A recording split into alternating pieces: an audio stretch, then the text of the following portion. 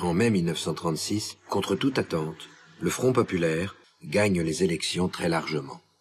Ils veulent le pain, la paix, la liberté. Augmentation générale des salaires de 15% en moyenne. Dans la foulée sont votées la semaine de 40 heures. Et pour la première fois, des vacances pour tous. 15 jours de congés payés pour tous les salariés. Sur les unes des journaux de gauche, un seul mot, victoire.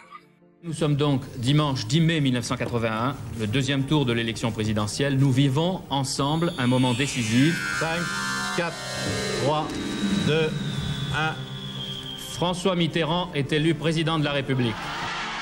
Tout le monde se souvient de ce qu'il faisait le 10 mai 81, une date parmi les plus importantes de l'histoire de la Ve République. Délivrance populaire pour les uns, menace socialo-communiste pour les autres. Le 10 mai 81 ne laisse personne indifférent.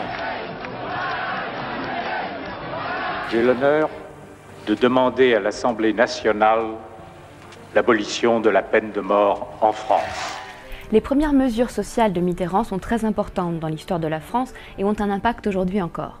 Dans un contexte de crise économique, le gouvernement de Mitterrand décide d'augmenter les salaires, d'abaisser l'âge de la retraite à 60 ans et de donner une 5e semaine de congés payés. Il promulgue également une série de lois destinées à protéger les travailleurs. Un impôt sur la fortune est aussi mis en place. J'ai décidé de dissoudre l'Assemblée nationale. La France s'apprête à vivre sa 3e cohabitation en 10 ans. La gauche redevient majoritaire à l'Assemblée nationale, dont voici le nouveau visage.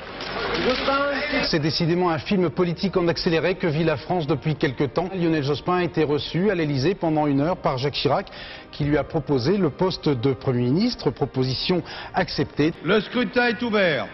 C'était le 10 février 1998, les députés votaient à l'Assemblée nationale la loi sur les 35 heures, 316 pour, 254 contre.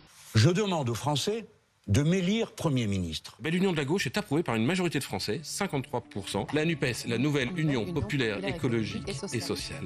C'est à nous, premièrement, de rassembler de nouveau toutes nos forces pour qu'on se retrouve dans le bulletin de vote, pour qu'on se retrouve avec la possibilité de la victoire qui dorénavant se présente devant nous contre tous les prophètes de malheur qui nous annoncent sans arrêt que tout est perdu d'avance et qu'il s'agisse d'élections comme de la journée de 8 heures, comme de la semaine de 35 heures. À chaque fois, c'est par la lutte, par la volonté, par la conscience, par le refus de la résignation, par la certitude que demain peut être meilleur. Si nous y mettons les mains, si vous le voulez, vous avez la capacité, comme chacun d'entre nous là, d'entraîner autour de lui vers l'union populaire, celle ou celui qui doute, celle ou celui qui hésite, et tous ceux qui n'ont pas compris que pour que nous ayons un gouvernement d'union populaire, il faut qu'ils élisent le député qui se présente sous l'étiquette de la nouvelle union populaire à laquelle nous sommes en train de travailler.